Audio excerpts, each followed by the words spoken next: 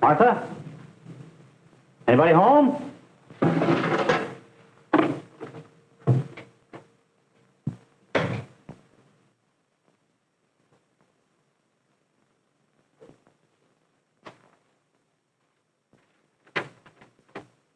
I've gone over to see how Helen is. Don't worry if I'm not home by 6. Martha.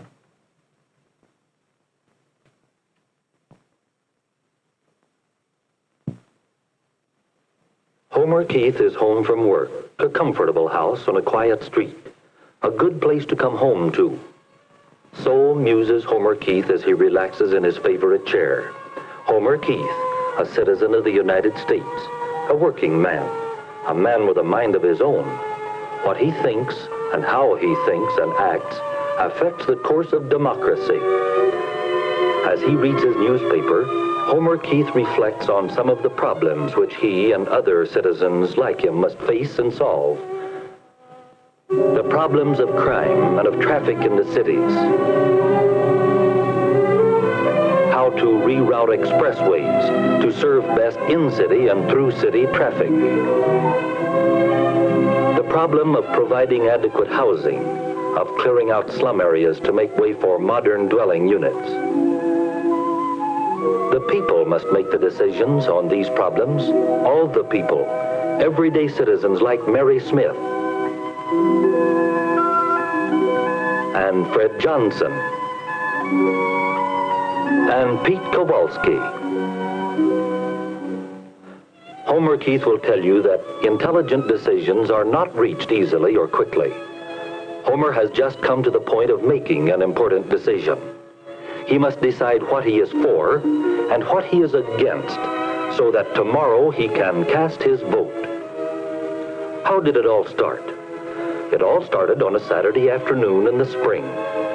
It started on the banks of the Sandy River, which flows through the county where Homer lives.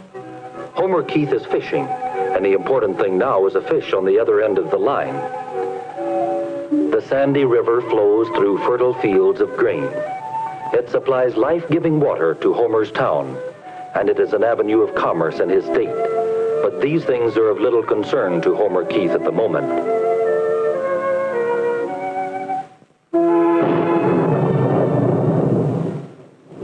But wait, it's starting to rain. Rain. A few light scattered drops at first. Rain in a steady, soaking shower. Rain running at first in tiny rivulets in the fields. Rain splashing from gutters and downspouts in an ever-increasing torrent.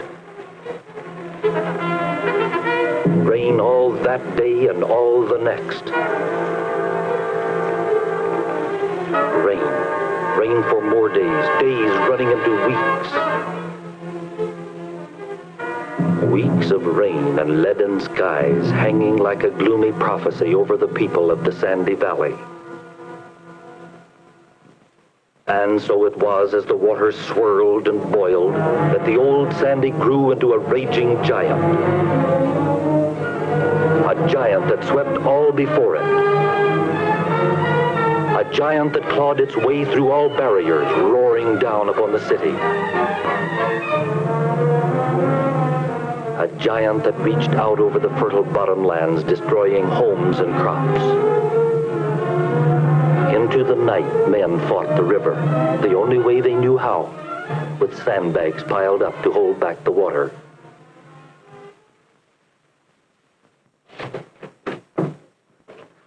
Son, you get those wet clothes off right away. Could you save anything, George? No. Oh, the house is still there, but everything in it's gone. Thanks, honey, for making a coffee. Here, George. Thanks. You just couldn't stop it. You can't stop a river with sandbags. We just had to stand there and watch it. We just couldn't stop it. I had the radio on all night. I was afraid you couldn't get out in time. Oh, we're all right. Where's Helen and the kids? Over at Helen's folks. George's gonna stay all night with us, honey. They're pretty crowded over there. Oh, but I won't put you out any. No, it won't. You get in there and get those clothes off and let me wash them up. In the gray light of the morning, it was all too evident that the battle had been lost. No longer were there fields of grain or clusters of houses along the river's edge. There was only old Sandy over all the land.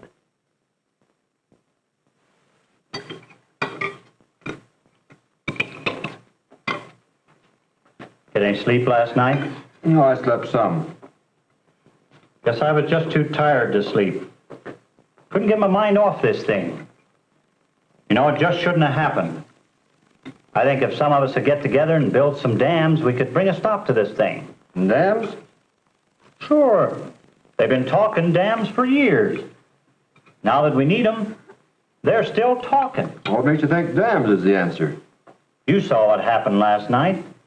What else is there? A lot of folks think there's other things besides dams for flood control. Well, I don't. The only way you can hold back water is with a dam. How do you know? Well, How do you know, Homer? I think if anybody would be in favor of dams, you would. With 15 feet of water in your house. Oh, I just want something that'll keep the water out of my house. And how do you know a dam would do that? How do you know? This is your problem, Homer. But how can you find the answer? How can you decide when all you know is what you saw on the river, the aftermath? The homes wrenched from their foundations. The pathetic stacks of possessions piled out in the sun to dry. The heartbreaking task of shoveling out the mud and the muck. Can dams protect men's treasured possessions? You begin to wonder, Homer Keith. And then the voices began. The tired, hurt voices. If they'd have built that dam, I'd have still had my farm today. Look at it now. Under 5 feet of sand and muck. A $300,000 business. It took 20 years to build it up. 2 days to wipe it out. They said it would never happen. That's where my house stood, right over there on that point. Levees on 3 sides of it. They said the water'd never get up this high. Everything I had was in that house. It stood right over yonder on that point. Homer Keith was aroused. His duty as a citizen was clear. The problem was clear. So Homer began by talking about it with his neighbors. When we saw Jim Talbert's house slide off its foundation and float under the bridge, I don't know, it just did something to us. Now, I don't know what I can do about it, and I don't know what you can do about it. But we've got to do something. We just can't let this happen again. We can't let it happen again. How those words rang through the community. Well, now, Charlie says they'll just have to build dams so there won't be any floods, no matter how much it rains. No. Dams are not the answer. Soil conservation. That's the only answer to floods. If they'd build those levees high enough and thick enough, we'd never have anything to worry about. Relocation. That's the answer. Move those people out of there. Don't let them rebuild in the valley. It's happened before, and it'll happen again. Homer was confused. There were many sides to the issue, and each side seemed logical to those presenting it. So Homer sought first-hand information. He attended the meetings that were being held up and down the valley.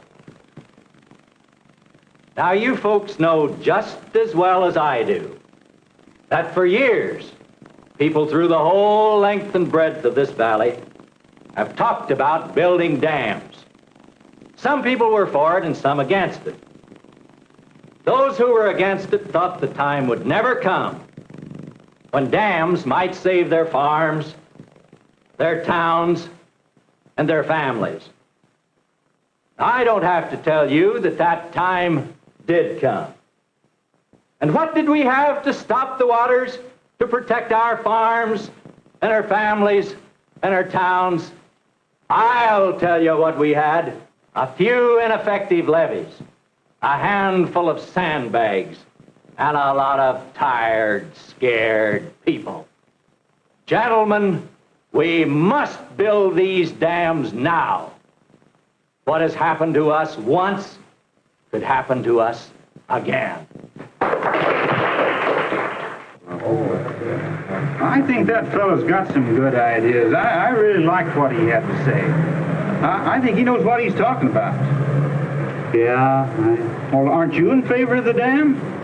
well, I don't know. I kind of like to hear all sides of it before I make up my mind. Well, I say we got to get this dam started. Maybe the dam should be built, and then maybe dams weren't the answer at all. Homer Keith, seeking the facts, looked to both sides of the issue. I don't hold with these people who are proposing these tremendous flood control projects. And I don't believe a lot of you do either. In my opinion, nothing could have prevented this freak of nature which descended upon us. We can't afford to experiment with expensive gadgets. We can't afford to sacrifice thousands upon thousands of fertile acres to the lake beds which these dams will form. That's the richest land in the world. Has everybody forgotten that? No, sir. Dams are not the answer. We need a complete system of soil conservation to protect our soil and an adequate system of levees to protect our cities. And we need to deepen the river channel in some places. That's what we need to protect ourselves from floods, not dams.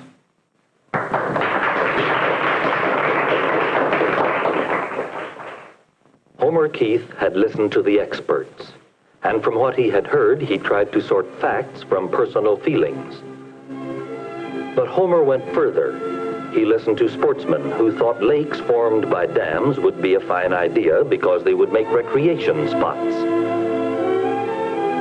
He listened to farmers who resented the fact that their farms would be lost to them, lying at the bottom of a lake. He listened to businessmen who made it plain that they did not want their salvaged enterprises to remain at the mercy of the sandy river.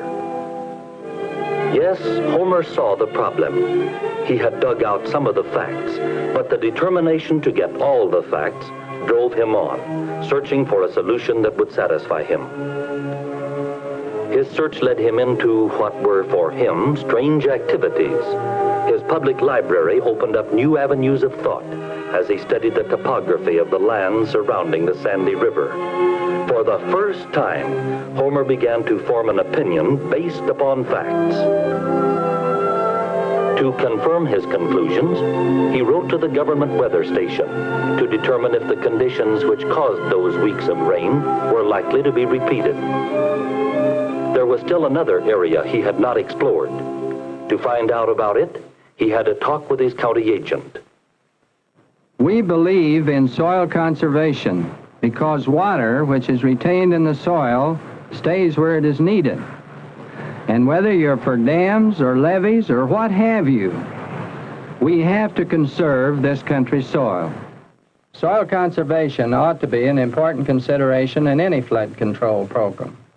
And I'd like to tell you, Mr. Keith, we're glad when city people, as well as farm people, are interested in what we're trying to do. Yes, it has been a long time since that day when Homer Keith went fishing on the Sandy River. And in that time, Homer has dug out a lot of facts on many sides of a public issue. Homer has been weighing all this evidence. He feels now that he can vote, and vote intelligently. But an open mind is never quite content. Even while it thoughtfully considers all the available facts, it seeks for more. Homer's son has a stake in his community's future. What is his opinion? I guess a dam would be your choice, huh? Well, I guess so, but you didn't answer my question. Are you going to vote for a dam or not? Well, neither one, son. I can't vote directly for or against a dam. You can't? No, but I can vote for a man who stands for what I believe in. And if enough other people feel the way I do, he will be elected. Through him, our decision will have some bearing on the way the thing is finally settled. But the main thing is that people have to make up their minds. And once they have, then they can vote. Yes, people have to make up their minds. And making up your mind intelligently can be hard work. Homer knows. In the first place, you have to face the fact that there is a problem, and that it's up to you to help solve it. Then you must dig out the facts, wherever they are, from books, public statements, reports, and the opinions of your fellow citizens. Once you get the facts, you have to think about them. Think about them until they fall into logical order. That's what making an intelligent decision means. We are almost to the end of the story of Homer Keith's decision. Tomorrow, Homer casts his vote. Today, he and his family enjoy an outing on the banks of the same treacherous river that led the way to making an informed citizen of Homer. Look at that old river. Sure looks mighty peaceful. Yeah, it looks a lot different than it did that night we were out here working on it. You know, one good thing came out of that flood. People got themselves riled up enough to try to protect themselves against old Sandy. Why, I'll bet you there'll be more people at the polls tomorrow than there's been for 20 years. Yes, there's a lot of interest in this election. Well, you can't blame them. There's some big stakes. Why, they're betting their homes and businesses against some kind of real flood protection. That's why I'm proud of you, Homer. Proud? Of me? Yes, I've seen what you've been doing. All this reading at the library and going to meetings and writing letters, finding out everything you could. And your home and your business are outside the flood district. Well, I did what I could. Well, you could have made up your mind a lot easier. To tell you the truth, I am kind of proud of myself, I guess. First time I ever went to work on anything like this. And you know, I believe it's something that would work in anything that we do, in our living and in our government. Gosh, Pop, you sure make it sound important. Well, it is important, son. The decisions a citizen makes are about the most important thing in a democracy, because they guide him in what he's going to do. You know something, Pop? No, what? I'm proud of you, too.